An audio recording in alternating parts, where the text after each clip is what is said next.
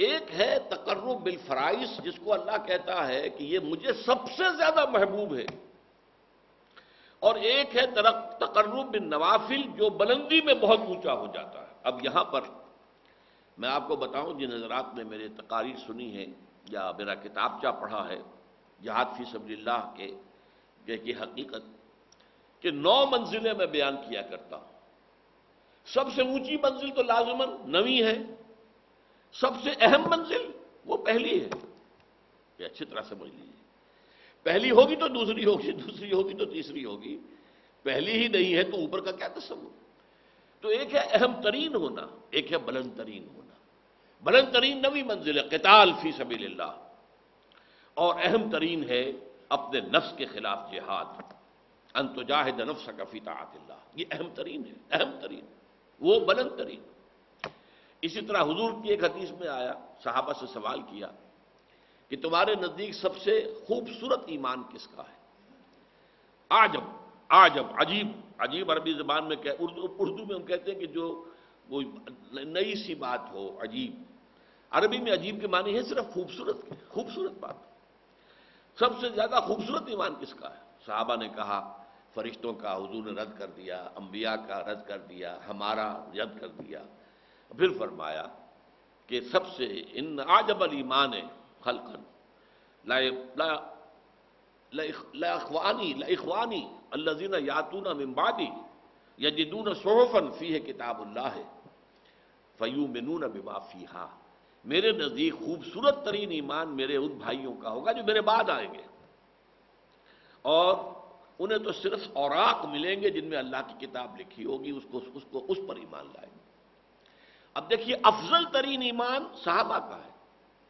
کسی بڑے سے بڑے ولی کا ایمان بھی کسی ادنا سے ادنا صحابی سے بڑھ کر نہیں ہے، یہ نوٹ کر دیجیے، یہ ہمارا اجماعی عقیدہ ہے۔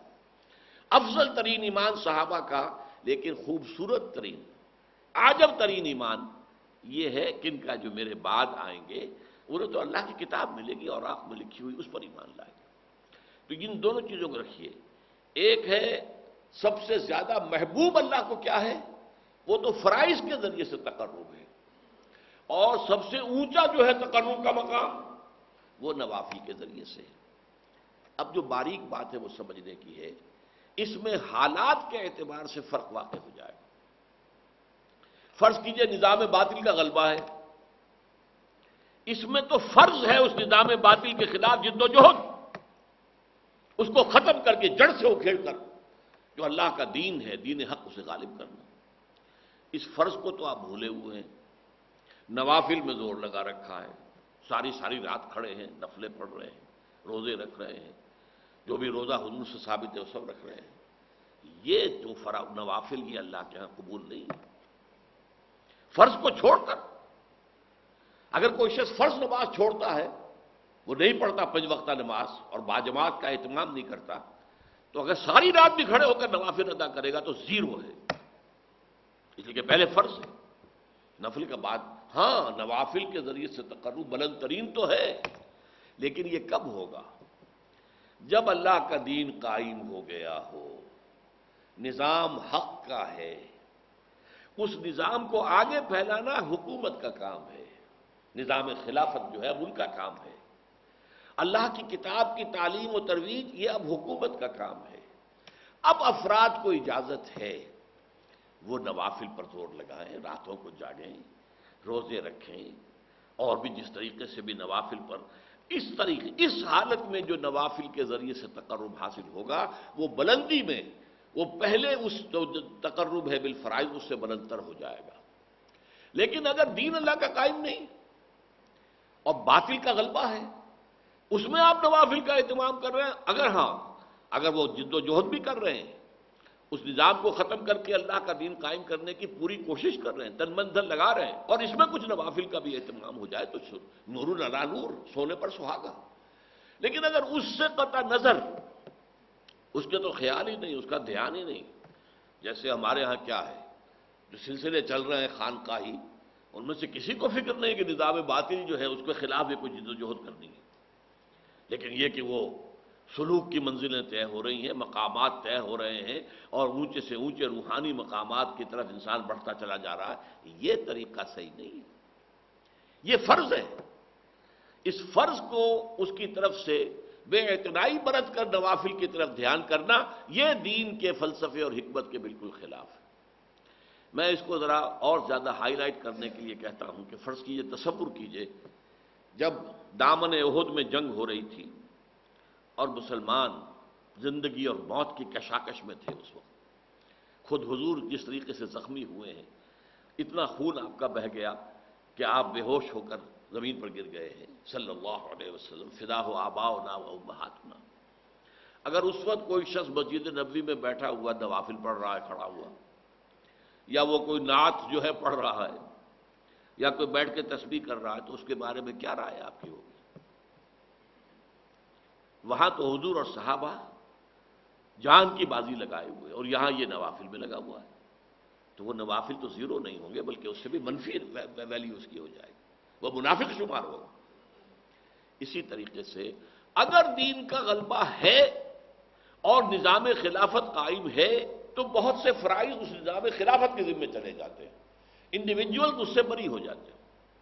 اس نظام خلافت کو جب ضرورت ہوگی کہ فلاں محاذ پر 10,000 آدمی چاہیے، وہ 10,000 آدمی نکل آئیں گے، تو باقی سب کی طرف سے فرض کفایہ ادا ہو گیا، وہ گھروں میں سوئے یا رات بھر کھڑے رہے، نوافل رکھے پڑھیں یا روزے رکھے، بالکل ٹھیک ہے، یا کسی علمی کام میں لگے رہے، تفسیر لکھنے میں لگے رہے، حدیثیں جمع کرنے میں لگے رہے، فقہ کی بحثیں جو ہے وہ کرنے میں لگے رہے، ٹھیک ہے، بالکل صحیح ہے۔ لیکن اگر غالب جو ہے نظام وہ باطل کا ہے اور اس کے خلاف جد و جہد نہیں ہو رہی، تو پھر یہ سارے کام جو ہیں یہ زیرو سے ضرب کھا کر زیرو ہو جائیں گے۔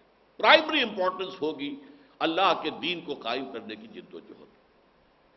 یہ ہے فرق تقرب بالنوافل اور تقرب بالفرائض کا۔ اب یہاں اس آیت میں دیکھیے کس خوبصورتی کے ساتھ آیا ہے، یا ایھا الذین آمنوا اتقوا اللہ وابتغوا الیہ الوسیلۃ وجاہدوا فی سبیلہ لعلکم تفلحون۔ جہاد کرو اس کی راہ میں، یہ ہے فرض۔ نوافل اور رات کو کھڑے رہنا یہ نوافل ہے، روزے رکھنا نوافل ہے، روزے رمضان کے فرض باقی نفلی ہے، لیکن جہاد، اللہ کی راہ میں جہاد، جد و جہد، جان اور مال کا کھپانا، کس لیے؟ تاکہ اللہ کا دین قائم ہو، اللہ کا نظام برپا ہو جائے۔ یہ ہے گویا کہ تقرب اللہ کا سب سے بڑا وسیلہ جو یہاں بیان کیا جائے۔ کیوں کہ اس وقت صورت کیا تھی کہ حضور اور صحابہ اس جد و جہد کے اندر تھے۔ وہ تو آپ کو معلوم ہے کہ جو جد و جہد کر رہے تھے اس میں جانے مال کھپا رہے تھے، جانے دے رہے تھے صحابہ کرام، یہاں تک کہ حضور کی اپنی تمنا اور آرزو یہ تھی لَوَدِدتُّ أَنْ أُقْتَلَ فِي سَبِيلِ اللَّهِ ثُمَّ أُحْيَا ثُمَّ أُقْتَلَ ثُمَّ أُحْيَا ثُمَّ أُقْتَلَ۔ میری بڑی خواہش ہے میں اللہ کی راہ میں قتل ہو جاؤں، پھر زندہ کیا جاؤں، پھر قتل ہو جاؤں، پھر زندہ کیا جاؤں، پھر قتل ہو جاؤں۔ ایک طرف تو وہ حضرات ہیں، تو اگر کوئی شخص اس سے کنارہ کشی کر کے اور نوافل کے اندر لگا چلہ کشی کر رہا ہے، روزہ عام نہیں، روزہ اور بھی۔ اب جو ہمارے ہاں صوفیاء کے ہاں روزے جو رائج ہیں، اس میں طرح طرح کے روزے ہیں، وہ صرف ایک دن کا روزہ نہیں، کئی کئی دن کے روزے، جس کو وہ صوم وصال کہا حضور نے، وہ بھی رکھتے ہیں۔ حالانکہ اس سے صحابہ کرام کو حضور نے منع کر دیا تھا کہ آج روزہ آپ نے رکھا اور شام کو افطار نہیں کیا، بلکہ رات بھر بھی وہ روزہ رہا، اگلے دن بھی پورا روزہ رہا، اور پھر اگلے روز جا کے آپ نے افطار کیا، تو اسے کہیں گے صوم وصال۔ 2 دن کا صوم وصال ہے، 3 دن کا صوم وصال، تو مسلسل جو ہے 3 دن تک روزہ چل رہا ہے۔ حضور رکھتے تھے، لیکن صحابہ کو آپ نے منع کیا، انہوں نے شکوہ بھی کیا، حضور آپ رکھتے ہیں ہمیں منع کرتے ہیں، تو آپ نے فرمایا ایکم مثلی، تم میں سے کون ہے مجھ جیسا؟ ابھی تو عند ربی، میں تو رات گزارتا ہوں اپنے رب کے پاس، وہ یطعمنی و یسقین، وہ مجھے کھلاتا بھی ہے پلاتا بھی ہے۔ اب وہ کیا کھلانا ہے، کیا پلانا ہے، کیا اس کی روحانی حقیقت ہے، یہ ہم نہیں سمجھ سکتے۔ یہ خصائص نبوی میں سے ہے، وہ چیزیں کہ جو خاص ہیں نبی اکرم صلی اللہ علیہ وسلم کے ساتھ، جو امت کے لیے پھر عام طور پر جس کی اجازت نہیں ہے، لیکن اس قسم کے روزے بھی وہاں رکھے جاتے ہیں۔ لیکن اس سے کوئی پرواہ ہی نہیں، فکر ہی نہیں کہ نظام باطل کا ہے، تو باطل کے اقتدار میں تقویٰ کی آرزو، کتنا ہنسی فریب ہے جو کھا رہے ہیں ہم، وہ متقی بھی بن رہے ہیں، شیخ بھی بن گئے ہیں، شیخ المشائخ بھی بن گئے ہیں، اور وہ زبدت جو ہے مرشدین بھی بن گئے ہیں، سب کچھ ہو گئے ہیں، لیکن یہ کہ اس باطل کے خلاف کوئی کشمکش ہے ہی نہیں، اس کے خلاف کوئی جد و جہد ہے ہی نہیں۔ اس کے ضمن میں تو پھر وہ حدیث میں نے بارہا سنائی ہے، اور مولانا اشرف علی تھانوی رحمۃ اللہ علیہ نے اسے جو انہوں نے مرتب کیے تھے خطبات جمعہ، ان میں جو دوسرا خطبہ ہے اس میں اس حدیث کو کوٹ کیا ہے۔ اوح اللہ عز وجل، یہ بھی حدیث قدسی ہے۔ حضور فرما رہے ہیں کہ اللہ تعالیٰ نے عز وجل نے حضرت جبرائیل کو وحی کی، اوح اللہ عز وجل الی جبرائیل علیہ الصلوۃ والسلام ان اقلب مدینہ کذا و کذا باہلھا، کہ فلاں فلاں بستیوں کو تلپٹ کر دو، الٹ دو ان کے رہنے والوں کے اوپر، ہلاکت، وہ ہلاکت جو عامورہ اور صدوم کی بستیوں پر آئی تھی، جو جس کی طرف حضرت لوط علیہ السلام بھیجے گئے تھے۔ اقلب مدینہ کذا و کذا باہلھا، رہنے والوں سمیت الٹ دو۔ قال فقال، حضور فرماتے ہیں کہ اس پر حضرت جبرائیل نے عرض کیا بارگاہ خداوندی میں، یا رب ان فیہا عبدک فلانا لم یعصک طرفۃ عین، ان بستیوں میں تو تیرا فلاں بندہ بھی ہے جس نے آج تک پلک جھپک میں جتنی دیر بھی معصیت میں بسر نہیں کی، اس کے تقویٰ کا عالم یہ ہے۔ یہ گواہی کون دے رہا ہے؟ کوئی کرائے کا گواہ نہیں ہے، کوئی کرائے کا وکیل نہیں ہے، جبرائیل ہے، اور کہاں گواہی دے رہا ہے؟ بارگاہ خداوندی میں، جہاں ابو جہل بھی جھوٹ نہیں بولے گا۔ تو فرمایا قال فقال ان فیہا عبدک فلانا لم یعصک طرفۃ عین، قال فقال، اب حضور فرماتے کہ اللہ نے فرمایا اقلبھا علیہ وعلیہم، الٹو ان بستیوں کو، پہلے اس پر پھر دوسروں پر۔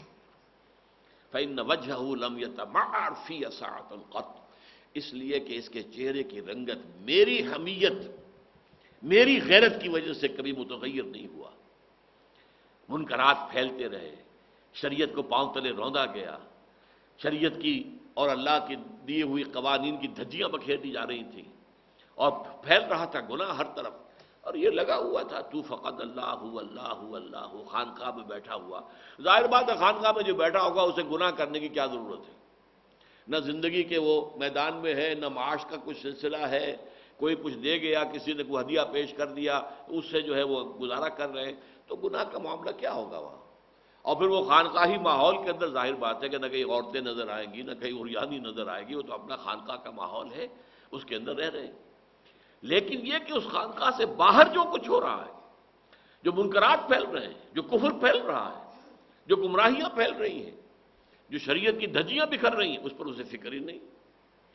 یہ تمار فی ساعۃ قط ہو، اس کو یوں سمجھیے کہ اگر کوئی شخص کسی کو ماں کی گالی دے، اب اگر وہ شخص جسے گالی دی گئی ہے طاقت رکھتا ہے تو جانے نہیں دے گا اسے، اس کی مرمت کرے گا۔ فرض کیجئے وہ کمزور ہے، اسے معلوم ہے جس نے مجھے گالی دی ہے وہ بڑا طاقتور ہے، میں اس کا کچھ نہیں بگاڑ سکتا، تب بھی کم سے کم اس کے چہرے پر خون جمع ہو جائے گا، سرخ ہو جائے گا چہرہ۔ غیرت کا یہ تو کم سے کم انداز ہوگا کہ میری ماں کو گالی دی گئی ہے۔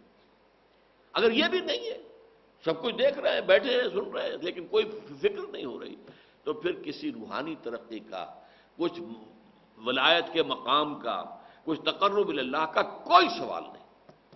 تو میں نے آج کوشش کی ہے کہ آپ کے سامنے ان چند چیزوں پر جو بڑی کنٹروورشیل ہیں، اس میں عدل کا راستہ آپ کے سامنے رکھوں، درمیانی راستہ کیا ہے۔ نہ تو آپ سرے سے انکار کریں کہ مرتبہ ولایت کوئی شے ہے ہی نہیں ہے، قرآن سے ثابت ہے، حدیث سے ثابت ہے، اور اللہ فرماتا ہے کہ جو شخص میرے ولی سے دشمنی کرے گا اس کے خلاف میرا اعلان جنگ ہے۔ پھر اللہ کا قرب، وہ قرب واقعتاً اس حد تک ہو سکتا ہے کہ اللہ انسان کی آنکھ بن جائے جس سے وہ دیکھے، اللہ انسان کے کان بن جائے جس سے وہ سنے، اللہ انسان کے ہاتھ بن جائے جس سے وہ پکڑے، اور اللہ انسان کے پاؤں بن جائے جس سے وہ چلے۔ یہ ممکن ہے، حدیث ہے۔ اس سے ظاہر بات ہے کرامات کا صدور ہوگا، کرامات کا ظہور ہوگا، لیکن اس کے ساتھ اس بات کو سمجھنا، ان میں پہلی شرط تقویٰ ہے، اور نمبر 2 یہ کہ یہ تقرب اللہ کے لیے ایک ہے فرائض کے ذریعے سے، جہاد فرض ہے، فرض عین ہے، باطل کا غلبہ ہے تو فرض عین ہے اس کے خلاف جد و جہد کرنا، اور اس کے لیے اجتماعی جد و جہد کرنا۔ جیسے نماز 5 وقتہ فرض ہے، اور اس کے لیے اگر کوئی شخص مسجد سے فاصلہ اس کا زیادہ نہ ہو اور وہ گھر میں نماز پڑھے، اس کی نماز قبول نہیں ہوگی۔ لا صلاۃ علی جار المسجد الا فی المسجد، جو مسجد کے پڑوس میں رہتا ہے اس کی نماز قبول نہیں ہوگی اگر وہ مسجد میں حاضر ہو کر نماز نہیں پڑھ رہا 5 وقت، جماعت کا انتظام نہیں کرتا۔ تو ان فرائض کی طرف توجہ نہ ہو، اللہ کے دین کے غلبے کی جد و جہد نہ ہو، اور نوافل کے ذریعے سے، چلہ کشیوں کے ذریعے سے، مراقبوں کے ذریعے سے، اور وہ نئے نئے ایجاد کردہ اذکار کے ذریعے سے انسان سمجھے کہ میں تقرب النوافل کے اس مقام پر فائز ہو جاؤں گا، تو یہ دوسری بہت بڑی غلط فہمی ہے۔